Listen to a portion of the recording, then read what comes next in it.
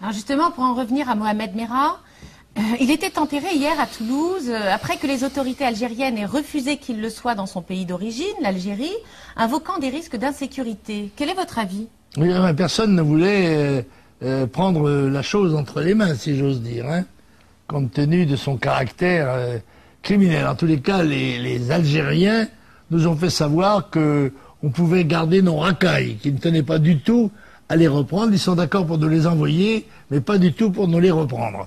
Et on a tout de même fini, c'est je crois M. Cohen, le maire de Toulouse, a quand même accepté, a fini par accepter d'enterrer Merah quelque part dans le cimetière musulman, dit-on, d'un cimetière de Toulouse, d'une ville d'à côté. Bref, cela a déclenché, semble-t-il, une série d'opérations, car quoi qu'on dise, c'est quand même bien ce scandale criminel épouvantable qui a déclenché les opérations de police dans les milieux que dénonçait Marine Le Pen, du fondamentalisme musulman.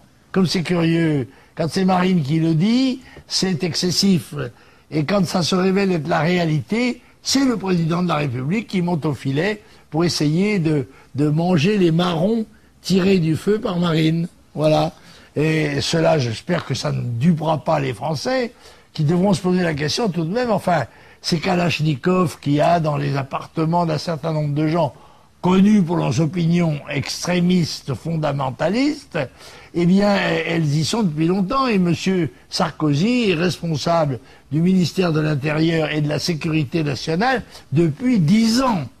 Alors, on s'aperçoit d'une chose, c'est que toutes les politiques positives n'ont pas été prises n'ont pas été suivies pendant 10 ans, mais que là, à 3 semaines des élections, monsieur Sarkozy, qui va d'un bout à l'autre de la France pour se montrer à la télévision, essaye de prouver et de démontrer qu'il a une attention particulière pour la sécurité.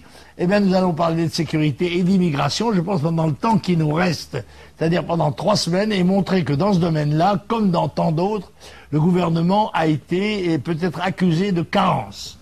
D'ailleurs, à ce propos, pour en revenir rapidement à l'histoire Mohamed Merah, son père, ancien détenu pour trafic de drogue, actuellement résidente en Algérie, a décidé de porter plainte contre les policiers du raid, invoquant l'assassinat de son fils. Ah, c'est probablement ce genre de gens qu'on appelle des chances pour la France, n'est-ce pas? Le papa, voleur, trafiquant de drogue, le fils, assassin, multi-assassin, etc. Bon, bref, je crois que les faits démontrent la justesse des analyses et des avertissements que nous ne cessons de donner in deserto.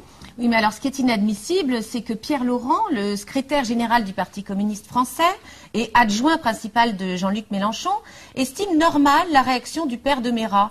Mélenchon, lui, de son côté, avait déjà critiqué la présence de candidats à la présidentielle française lors des obsèques de nos soldats exécutés par le jeune Algérien. Oui, ça ne doit pas nous étonner de la part du Parti communiste, dont M. Mélenchon est le cache-sexe.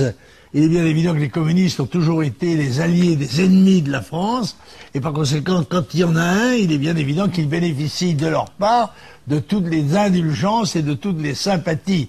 Dieu merci, grâce à ce genre de déclaration, les Français sauront qui est derrière Mélenchon et qui est Mélenchon.